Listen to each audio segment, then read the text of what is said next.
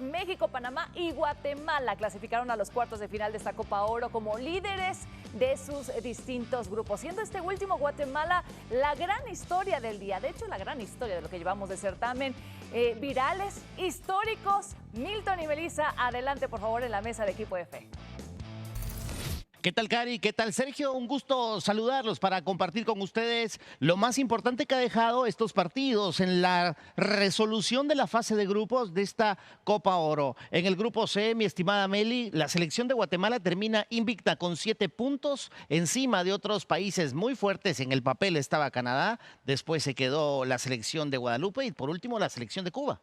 Sí, un gusto saludarte, Milton, también a todos allá, pero lo más interesante de esto es el partidazo que tuvo Guatemala ante una selección de Guadalupe que había mostrado un gran poderío ofensivo, reaccionaron muy bien, los goles que les estaban faltando en los partidos previos, que les faltaba esa finalización, los tuvieron hoy y sobre todo la importancia de que regresó Rubín y regresó con doblete. Totalmente, y resaltar por supuesto la personalidad que tuvo la selección guatemalteca, se repuso las 2 veces que estuvo abajo en el marcador, el 1-0, después logra el 1-1 antes de terminar el primer tiempo, fundamental. En la segunda parte, el segundo tanto, vuelve a empatar Guatemala, luego le da la vuelta y el penalti de alguien que se lleva también mención honorífica, Nicolás Hagen, el guardameta guatemalteco que detiene un penalti en el último minuto del partido prácticamente. Y lo de Mejía, que viniendo desde el banquillo aporta con ese otro tanto para poder sentenciar esa remontada y no solamente eso, sino quedarse con ese primer lugar donde era un grupo que el favorito era Canadá y termina quedándose. Hay que decir también el proyecto 2026,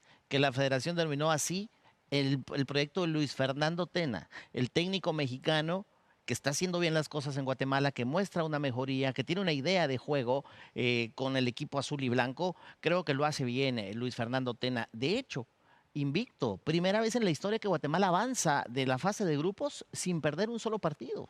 No, increíble. Y ahorita también, bueno, se enfrenta ante Jamaica en la próxima fase, en los cuartos de final, Estados Unidos con Canadá y cruces más que interesantes, pero creo que cumple muy bien el equipo de Luis Fernando Tena, que ha tenido un muy buen proceso y creo que lo que estaba mostrando futbolísticamente no se le estaban dando los resultados, pero ahorita sí lo acompañan entonces los resultados. Guatemala se va a enfrentar ahora a una de las selecciones que yo sigo diciendo es una de las grandes candidatas a ser campeona, la selección de Jamaica, quizá lo más fuerte del Caribe, lo más fuerte. Sin duda. Es un equipo que tiene 7 jugadores de Premier League, que por plantilla pudiera ser incluso el mejor o uno de los mejores del torneo.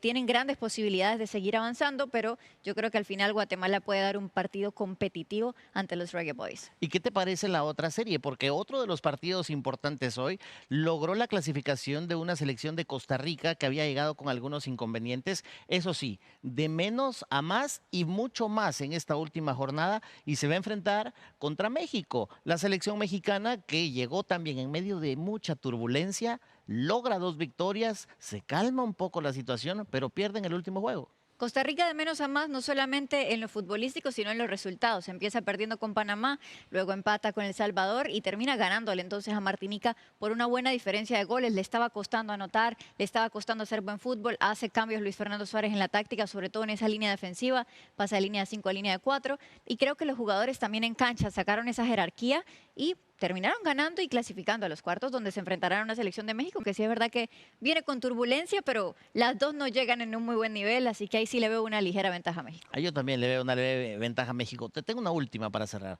¿Es el despertar de Costa Rica? No, yo creo que tiene mucho más que trabajar, porque no solamente es lo que puede hacer Luis Fernando Suárez, el tiempo que le reste con la selección tica, sino un proceso mucho más profundo, un tema de categorías menores, un tema de que los directivos hagan un mejor trabajo por los ticos. Bueno, desde acá les mandamos un fuerte abrazo, Cari y Sergio. Un placer, como siempre, compartir el fútbol con ustedes.